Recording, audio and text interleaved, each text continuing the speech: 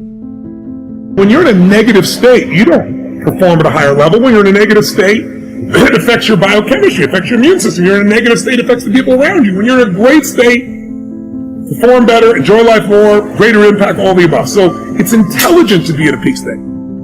But you only can manage what you measure, like a business. When I take a company over and turn around and start measuring things, and I measure the most important things, and the more you measure, the better it'll get. Because you get more, instead of measuring once a year, if you're measuring, once a week, you got 52 times to improve it versus one. So I started measuring it, and I said, I'm going to live in a beautiful state no matter what every day. Now, in order to do that, I have to do two things. A, I have to acknowledge that I've been suffering, and I need to figure out what my favorite flavor of suffering is. So what I began to say is,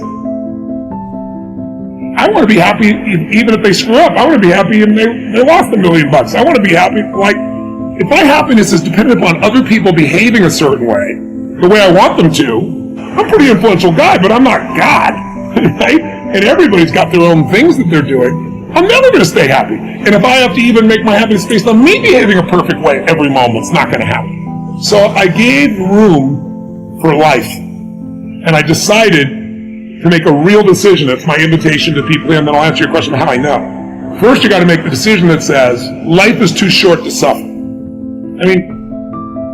I don't know what's going to happen in your lifetime with your children, with your wife, with your economics, with your business. I'm sure you're going to do well everything, but there's things outside our control. The government could change the rules on something, right? The rules have changed before around direct marketing and on the web and so forth.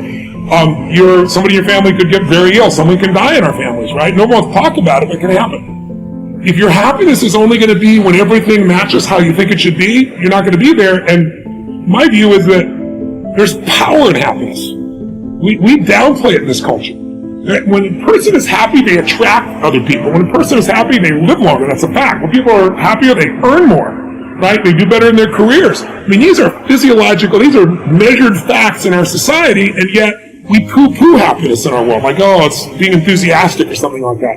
No, it's being inspired, in spirit, feeling alive. So what I did was, as much energy or passion I had before, I still had that, but what I found was, what was the stuff that would suck away that energy? And so now to answer your question, how would I know? Number one, I put the line in the sand and said, these are the ones I tend to drop into. I'm not doing that anymore, and if I find it, I hit a rule. I got 90 seconds to get out. As I did it more and more, it's like a muscle. And when you use a muscle over and over again, it works. It's there for you. And so how I know, to answer your question, a long way to answer your question, but without that, I don't think people understand what we're talking about, is I sense tension in my body. When you're in a beautiful state, things flow. When there's a tension, you can feel it in your face. Somebody says something, somebody did something, somebody didn't do something, somebody used a certain term, somebody dropped something out, or you did something, or you should have done. Whenever that happens, there's a tension. And so I've really trained myself to feel that tension. And when I feel, I go, 90 seconds. And it's a game now. 90 seconds. And since I value that happiness so much, not like a deluded person, I'm so happy. I value being in a beautiful state because it may not be happy. It may be driven. It may be courageous. It may be feeling bold. It may be love. It may be compassion for someone else or even myself. Right? I always have compassion for other people. I didn't have it for myself. Right. And so what I began to do is realize, holy cow, this is something that could change everything. And so that 90-second rule, I feel the tension. And then here's what I do. I know that it's triggered by one of three language patterns as a trigger, as an example. Loss, less, never. If you perceive that someone you're counting on, they failed to do something, or they failed to say something, or you failed to do something, or say something that you should have, then what happens is that tension starts to show up because your brain goes, I lost that opportunity. I lost this moment. I lost that respect. I lost this love. I lost the money. I lost whatever you thought you lost. And loss is always an illusion. It's like the next opportunity is 2 minutes around the corner. It's not that complex. If we look for it, if we find it, if we don't live in the illusion of loss. Or less is the next one. If you think because he or she did something or didn't do it, you have less of something you value, less love, less joy, less excitement, less time, less energy, less economics, less respect, you're going to suffer inside. Some people suffer by being angry. Some people suffer by feeling sad. Everyone has different flavors, right? But you're going to suffer. And the worst one is never.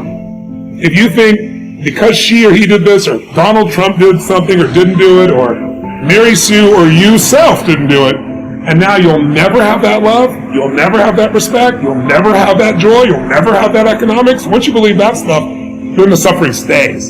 So the way out of lost, less, never is always appreciation or gratitude or love. As I've grown older, I've learned to appreciate living in the moment, and I ask that you do too.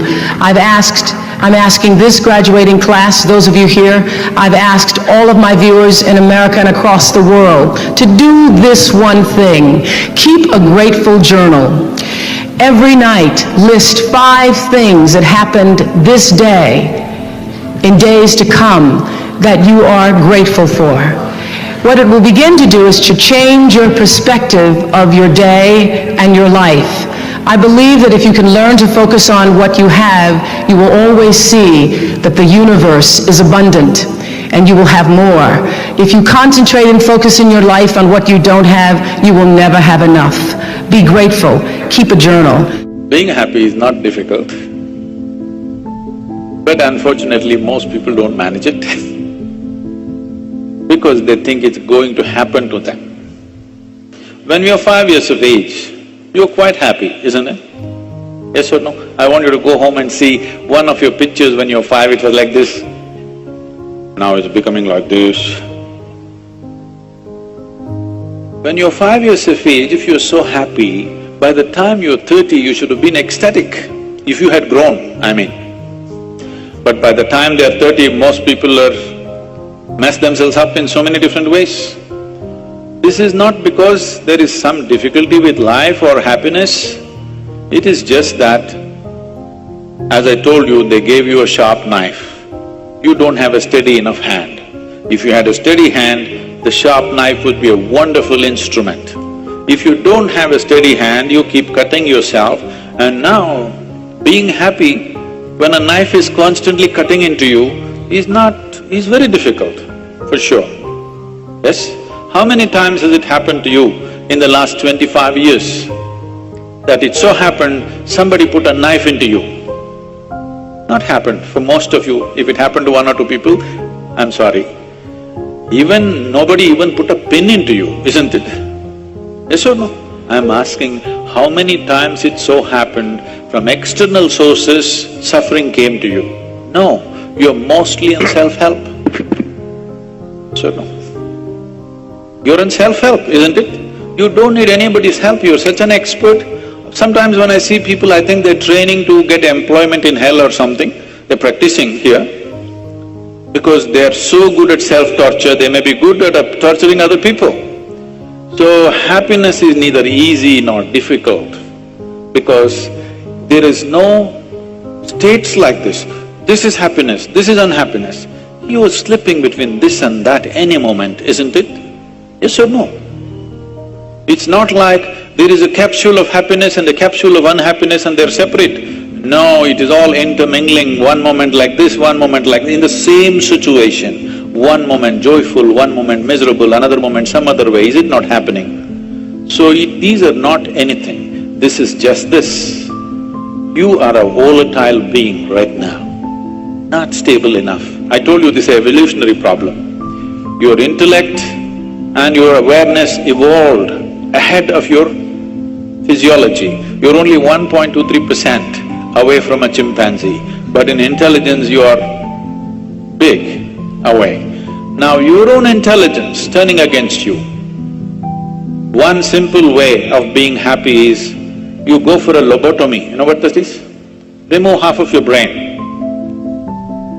You will always be like that.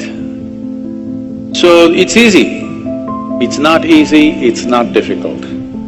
Should it be managed? You don't have to manage happiness, you must learn to manage your faculties. The only thing is just this, people are suffering 2 most important faculties of your mind, your memory and your imagination, which sets you apart from every other creature. What happened 50 years ago, you can still remember, which no other creature on this planet can probably, distinctly. And you can project into what may happen in the next 100 years. These memory and imagination are 2 basic faculties which makes us human and on top of the evolutionary pile. This is what people are suffering. What happened 10 years ago, they're still suffering. What may happen day after tomorrow, they're already suffering. This is not that they're suffering life, they're just suffering their memory and their imagination. So happiness, don't aim at happiness, just look at yourself. How what you call as myself is being conducted. If you conduct it, if you know how to conduct it the way you want it, you will be blissed out. Yes? It is not being conducted. So happiness and misery is happening by accident. Somebody else can cause happiness to you. Somebody else can cause misery to you.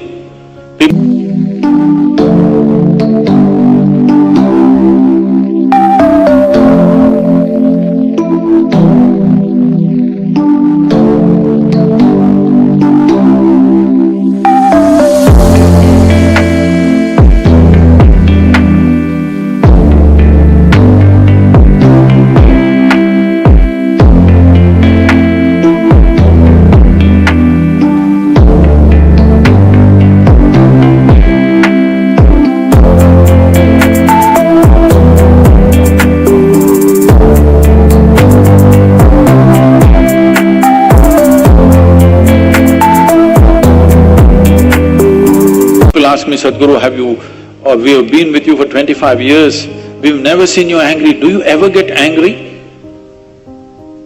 You want it? Do I look like somebody who is incapable of something like that? If you want, I'll give you. It's just that I have not given this privilege to anybody, that somebody can make me angry, somebody can make me unhappy, somebody can make me happy. No, I kept these things to myself.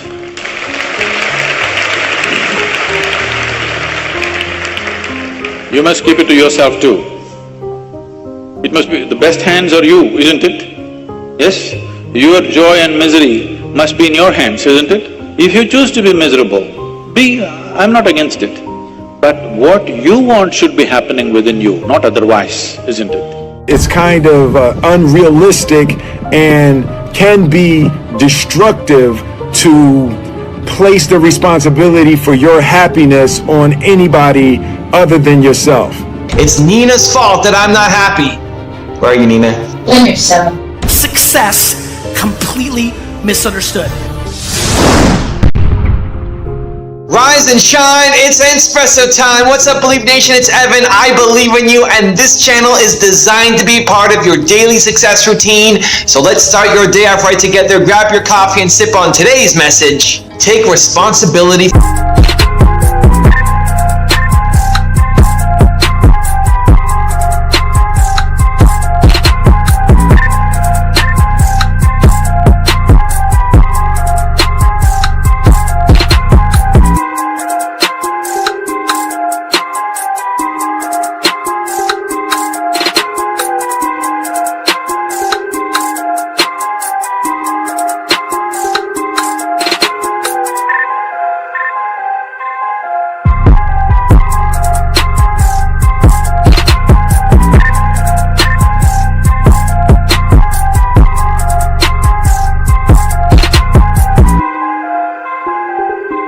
For your happiness. Over to you, Will Smith. Also, if you want to know what Will Smith has to say about confidence and excellence, check out my 254 series, where every day for the next 254 days, I will send you a morning video for free to help you build your confidence. The links to join are in the description below. I was excited about taking a shot. The fact that it was so strange, you know, as an artist, it was fun to get out on that limb and hoping it doesn't break under your feet. It takes such a desperate, obsessive focus to excel on the level that I want to make movies. I wake up every morning. Espresso keep me going. I wake up every morning. Happiness is so important. I'm so obsessed with it right now, and I hate that success and entrepreneurship and all this stuff have been put on a pedestal. Do you understand that most people think they need to make $1 million a year to be like winning? Meanwhile, in America, one of the richest countries in the world, $440,000 is the entry into the 1%. We have success completely completely misunderstood. We have success completely misunderstood. Let me tell you what success looks like. When you wake up in the morning and you're happy. Well, I mean, he does a lot of my back office stuff for me, and I'm always waiting.